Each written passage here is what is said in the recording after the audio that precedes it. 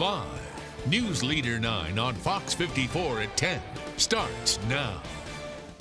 We, the jury, find the defendant, Rufus Leonard Burks, as to the following counts. Count 6, felony murder, guilty. After weeks of jury selection, testimony, and deliberations, we have a verdict in the A-blcok triple murder trial. More on that decision by jurors for accused teen killer Rufus Burks and new reaction from both sides. Today, well into the 80s, a record-breaking day here across the valley. We'll talk about the hot air that is to come this week and also more about rain chances coming up. Good evening, everyone. Thanks for joining us for the news at 10. I'm Rosalind Giles. And I'm Jason Dennis. Our top story: a jury in Columbus finding the lone suspect on trial in the A-blcok triple murder case guilty on 5 charges. But it's a mistrial for the other 5 counts. This stems from the tragic killings of Gloria Short, her teen son Caleb, and granddaughter Gianna Lindsay. News Leader 9 Sharifa Jackson was in the courtroom as the verdicts were read. It was 5 days and nearly 30 hours of deliberation to get to this point, the jury returning only a partial verdict for the 17-year-old defendant, Rufus Burks. And this decision was made with a lot of closed-door conflict and contention. We, the jury, find the defendant, Rufus Leonard Burks, as to the following counts. Guilty of 5 charges. 1 count of felony murder for the death of 17-year-old Caleb Short, burglary, kidnapping, and 2 counts of theft by taking, a far turnaround from the previous deadlock jury. Count 8, burglary in the first degree, guilty. Theft by taking, guilty. However, the jury was not able to find a unanimous verdict on 5 other charges, including 3 counts of malice murder and 2 counts of felony murder. When asked, is that your verdict? Is it still your verdict? There was some hesitation from at least one juror, and I think that's very telling of what was going on in that room. Defense attorney Jennifer Curry unhappy with the outcome. She says she motioned for a mistrial multiple times throughout the deliberation process. The amount of time that the jury spent deliberating, the pressure that was put on them, being sent back again and again, told that they needed to continue working towards a unanimous verdict.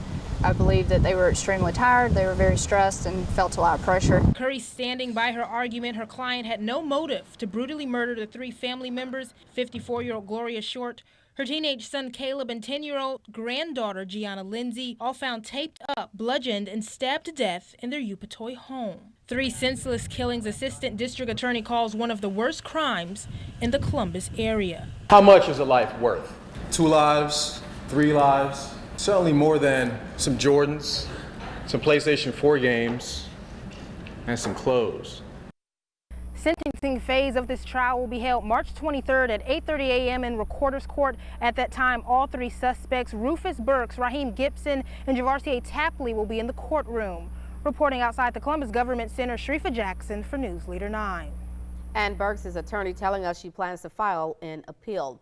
And here's another breakdown of the suspect. 17-year-old Rufus Burks, the only one to stand trial as the youngest. He was 15 at the time of his arrest. Javarcier Tapley was 17 when the crime happened, pleading guilty to all charges, including murder. During his plea, Tapley said he didn't want the family to have to go through the emotional trial. And the oldest suspect, Raheem Gibson, 19 at the time of his arrest, now 21, also pleaded guilty and testified against Burks as part of his deal. The details of his guilty plea are still unknown. All 3 men will be sentenced on March 23rd.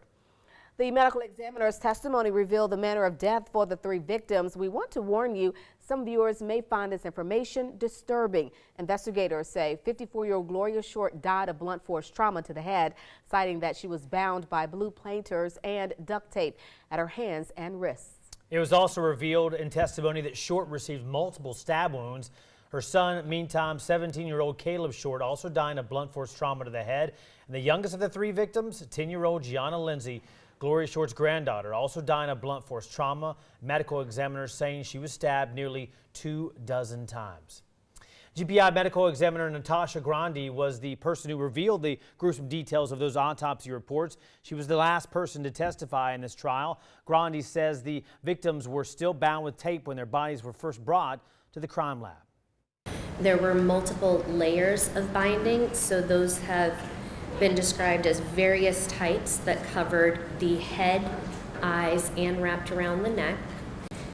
The various types of tape that were present around the shoulder regions, tape that was present around the right wrist, the tape that was present around the mid-thighs, and the tape that was present around the mid-legs. Investigators believe all three of the victims were repeatedly hit with a 20-pound dumbbell. Blood and DNA from Caleb, Gloria, and Gianna were found on the weight.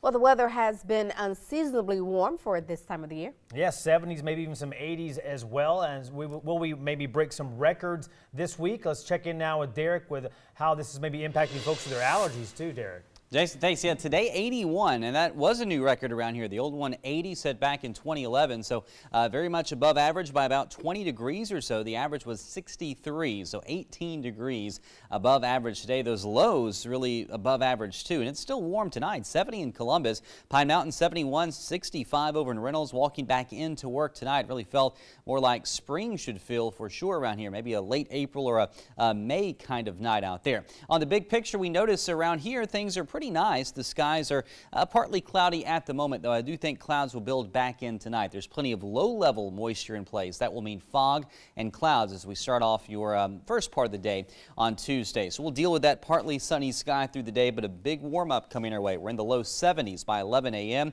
We'll talk more about the rest of the day and the prospects for breaking more records, as well as your allergies, your pollen forecast. Coming up, guys. All right, thank you, Derek. Continuing coverage of the Upatoy triple murder trials, we have a verdict now.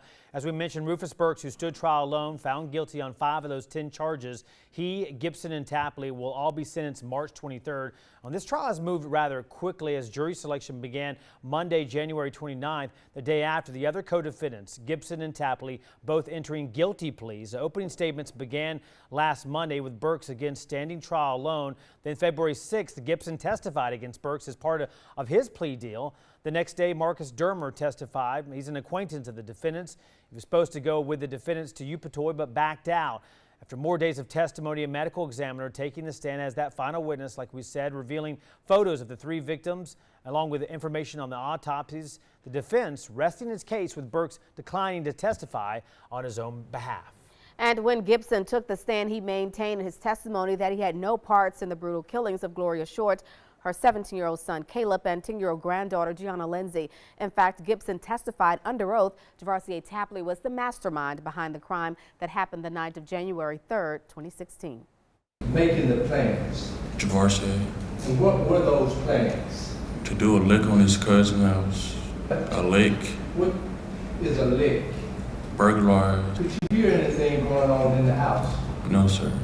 Did you see anything going on in the house? No, sir. Also, during his testimony, Gibson explained how it took them about 4 hours to travel from South Columbus to Upatoy on a moped and a bike, not making it to the Shorts' home until around 11 o'clock that night. And he explained what happened when they got there. What happened when Caleb came out of that door? Javarcier snatched him and pinned him on the ground. He told us to help, and I said no, and Rufus went to help. What was happening to Caleb at that time? They was taking him to the side of the house. For a complete breakdown of the defendant's charges along with a full history of this triple murder trial, head to our website, WTVM.com. Click on the section titled Upatoy Triple Murder Investigation. Coming up, we talk to a sheriff in East Alabama about a shooting at a local sports bar. Ahead, well, how there's been trouble in the past at this very same business. And Richland, Georgia residents seeing higher bills than normal. I'll have that story for you coming up.